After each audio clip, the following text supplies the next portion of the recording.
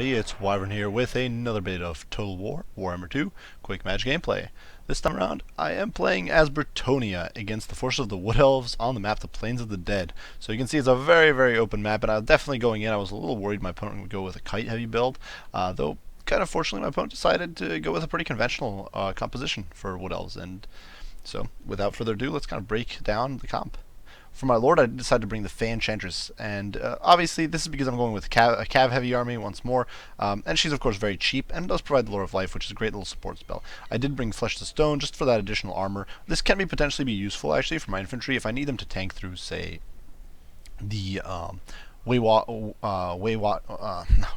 War Dancers, or if I need them to tank through Wild Riders, units like that, or Glade Riders, all these sorts of units. It can actually be very useful because 60 armor is a huge damage mitigator.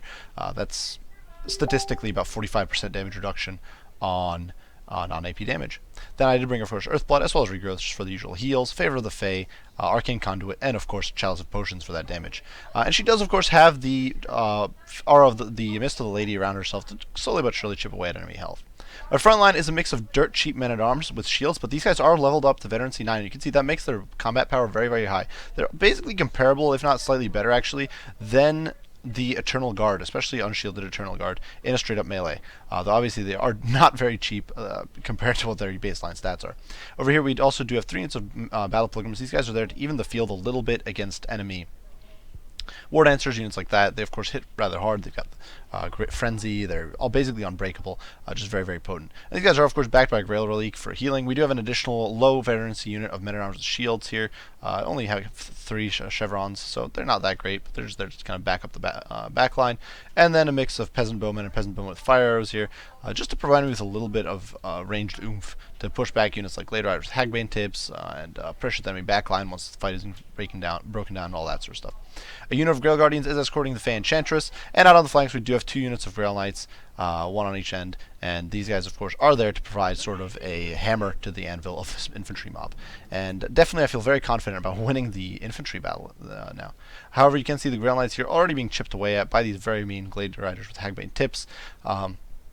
Personally, I don't think it's necessary to bring 2 units of Glade Riders with Hagbane tips. You can often cheapen things a little bit by only bringing 1, since 1's enough to slow down any pursuit. Over here on the flank, my opponent also does have a unit of Wild Riders. Obviously, Brettonia doesn't have many units that can actually catch these guys, even without the poison being applied. Only really their flyers, the Pegasus Knights.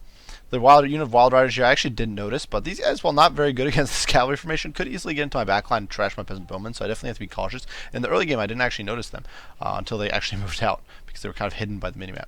My opponent's front line is dirt cheap, 3 units of Eternal Guard, backed by a mix of Glade Guard with Starfire Shafts, as well as Glade Guard with Hagbane tips. You can see they're kind of mixed in here. I definitely think a little too much Hagbane, not enough Starfire Shafts, but definitely a very powerful ranged contingent that could actually mow through the Battle Pilgrims, mow through my archery, and all that sort of stuff. Behind that, a mix of War Dancers, as well as more Eternal Guard with shields, and War Dancers with Azure Spear just to apply some pressure to my large, and of course Orion and a Branch Wraith in the mix, providing some healing. Melkosmos Defy Miasma. Actually, most of his spells are on there, so Penumbral Pendulum and all that stuff. The Withering. And of course the Branch Wraith does have a crazy AoE buff that my opponent actually decided not to bring. He didn't bring Call of the Woods, and in my opinion this is a bit of a mistake. Plus 5% melee attack is actually very good, especially when you need to chew through, say, Men-at-Arms with shields with a rather high melee defense, especially for the cost. It can help your Eternal Guard fight a little better, and the fact that my opponent didn't choose it I think is a little bit of a mistake. Fortunately though, you can see my Grail Knights here being kind of chipped away at, losing models in the front. They've already lost 2 models, and I'm struggling to kind of screen away my opponent's troops. My opponent has lost a few Glade Riders here in the skirmishes with my peasants, but I'm just trying to protect these guys. I do decide to finally pull the Grail Knights back. I should have done this much sooner, so as to evade all that fire. And over here you can see I'm keeping these Men-at-Arms behind the Peasant Bows just to screen them. A flurry of ranged fire is coming into my infantry, but of course with those silver shields, these guys will be pretty tanky, pretty hard to put down, and definitely my opponent's probably squandering a good bit of ammo here, trying to punch through. And you know, my opponent does get a little greedy here, tries to push those Wild Riders in, sees my Grail Knights charging out at the last minute, but at this point they are in the midst of the charge and they will be able to catch these guys. And you can see they lose a model basically instantly.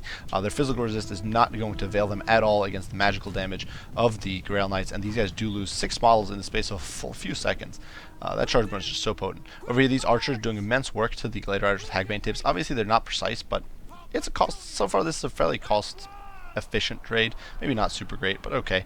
Grail Knights over here trying to get around the flank despite being peppered down by volleys of fire. This is really rather rough for them. You can see over here they're about to get hit by the Withering, which is going to make them even squishier and softer.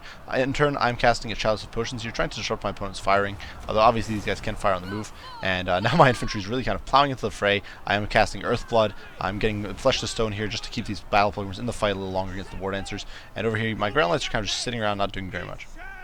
I'm also keeping this unit of Grail Guardians in the back, not quite committing them just yet, as my archers do zone away these annoying Glade Riders with Hagbane tips. And my Grail Knights over here are just trying to catch these Wild Riders who are so much faster. One of the cool things, though, about the Grail Knights is that they do have, they never lose vigor. So as long as they're kind of, their morale's okay, or actually I think they just never lose vigor.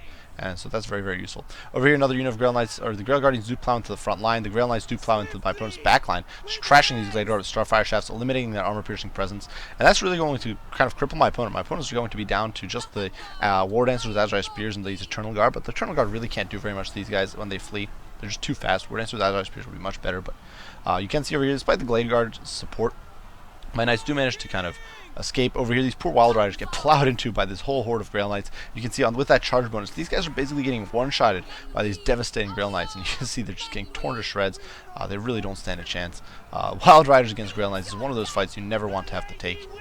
Over here, another Comet, or Chalice of Potions, does go down, annihilating these War Dancers basically to a man. And with this support here from the Battle Pilgrims, from the Men-at-Arms with shields and all that sort of stuff, these guys will start falling apart very quickly. And of course, the Enchantress does cause fear, which can affect these Eternal Guardsmen.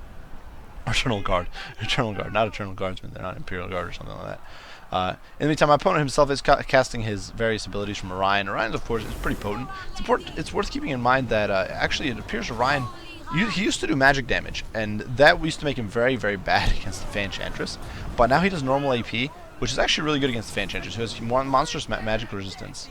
But you can see all this infantry just collapsing. The War Dancers getting slaughtered. Penetrable Pendulum here is going down. It's going to cause some immense damage. I'm not able to juke out of the way fast enough. But with these Grail Knights just slaughtering the Eternal Guard here in the pits, you can see the Men-at-Arms swamping all over the infantry. My opponent's definitely down to his last legs, despite some units routing here and there. I do have a handful of Grail Guardians over there. These Grail Knights are getting chipped away at by the Withering and some archery. So you can see in turn my Peasant Bows are getting into combat. And I still have this very healthy unit of Men-at-Arms. My opponent's army is basically reduced to this Branch Wraith, a few Eternal Guardsmen who are of course getting drained down by the Enchantress, and some Glade Guard. But as this left flank over here buckles, collapses under the weight of Grail Guardians and Men-at-Arms with shields, you can see they trade pretty effectively despite fighting War Dancers here. And as all that buckles, things are definitely going to go south. I'm chasing off the archery because I don't want them coming back. Even though, of course, it's a bit of a disproportionate commitment, I still don't want them coming back. Another bombardment does go down, beating up these poor troops who are surrounding the Branch Wraith. But once the Branch Wraith breaks, my opponent's army is going to be a really tough spot. Glade Guard over here getting pressured by the Enchantress, who, of course, does do some damage. She has okay melee attack at 42, and she does cause fear, so she can potentially rout these guys eventually over time with those Dragon Ball Z sort of explosive moves there. You can see she's pursuing them on her silver on there and making those foul elves retreat. You can see they're taking some nasty friendly fire there. Explodes a few of them there. They're really pretty gory. But now my opponent's army is down to Orion. The rest of his army is shattered. Orion, of course, does have Unbreakable. So you can see I do pile in, trying to surround him, beat him down. Cast a extended Earthblood now that we got him surrounded. And you can see, because he has such low melee defense, such low survivability, such low armor, he is taking some immense damage from the Grail Knights, despite everything. But once he drops below 10%, of course, I actually do believe it's 10%. It might even be 20%. The Cloak of Isha is going to kick in. Once he drops below 20% HP, the Cloak of Isha kicks in. He'll get a monstrous amount of healing, and he's going to take much less damage. It gives him 44% damage resistance as well, so it makes him very, very tanky. You can see I'm cycle charging in and out with the Grail Knights. 44% damage resistance, while huge, is still not going to do great against the 100 plus charge bonus of the Grail Knights. You can see he's getting chipped away very quickly here. And you can see it's going down slowly but surely. We're going to throw things into fast forward here. The Enchantress does go in, doing some Dragon Ball Z moves. I actually do sort of kind of cycle her out. I don't want to risk anything here, and we do finish him off there. Mobbing him to death with a horde of cap and infantry. So as you can see, definitely the Men-at-Arms chevron up are super powerful against Wood Elves. Silver shields with passable melee stats really make them a force to be reckoned with against Eternal Guard, War Dancers, War Dancers, Azrai Spears, and all that sort of stuff. They're still rather susceptible to morale snaps, and if you get charged in the back by Wild Riders and don't have proper support, they can collapse and kind of rout. You'd always have to be careful about that sort of stuff, but nonetheless, they're pretty effective. Battle Pilgrims kind of stiffen things up, provide extra little bit of oomph to punch through War Dancers and beat down some of the enemy troops a little quicker. Though, as you can see, the kill count, these guys weren't too much better, except for this one exceptional unit of Battle Pilgrims over there. The Grail Relic, of course, just holding things together. And then the Archers contributing a good amount, 31 and 28 kills, most of those against Glade Riders with Hagbane tips. Obviously, had my opponent been a little bit more aggressive about dealing with these guys, he could have potentially sniped them out with the Glade Riders with Hagbane tips, just taken some lumps from the return shooting and tried to rout these guys off. They don't have great morale, but nonetheless, they were definitely applying the heat onto these Glade Riders with Hagbane tips and forcing my opponent to stay away from my cav and staying away from my soft backside of my infantry. And of course, the cav, great job. You can see 3 chevrons here on these Grail Knights, 2 chevrons on these. They're just plowing through my opponent's backline. The Grail Guardians at 122 kills, hacking and slashing their way through these cheaper Elven troops and zoning away the Wild Riders, crushing them with that devastating rear charge. The Grail Knights are just so potent. And even the Enchantress, okay, damage done. For my opponent's build, of course, Ryan, monster as usual, Branch did some okay work. But as you can see, most of the infantry just didn't really deliver. Personally, I'm not a big fan of Eternal Guard against Brettonia. I generally like to use Dryads, and definitely not Unshielded Eternal Guard. The extra melee defense can actually be rather useful, and Brettonia does have pretty cheap archery, so you'll actually see archers, in my opinion, fairly often. Peasant Bowmen with fire arrows are pretty powerful against Treekin and Durthu and Dryads themselves, so if you're going to bring Eternal Guard, in my opinion, it's best to bring a shielded variant. For the rest of this build, I would have also tried to perhaps drop one of the Glade Riders' Hagbane tips, or at least downgrade it. Try to get an extra unit of Starfire Shafts on there just to focus out the cavalry now a little faster. One of the important things to keep in mind is that these guys did lose their magic damage, so they're a little less effective against units like Grail Knights or Grail Guardians than they were before. Nonetheless, great game to my opponent, Golden Hammer here. I do hope you guys enjoyed the video. If you did, be sure to leave a like and subscribe down below to keep up with additional content. As usual, guys, I do hope that if you have any comments or criticisms of your own, you post them down below for me to look at. And as usual, I do appreciate you all for watching, and I will see you all in the next one. Bye for now.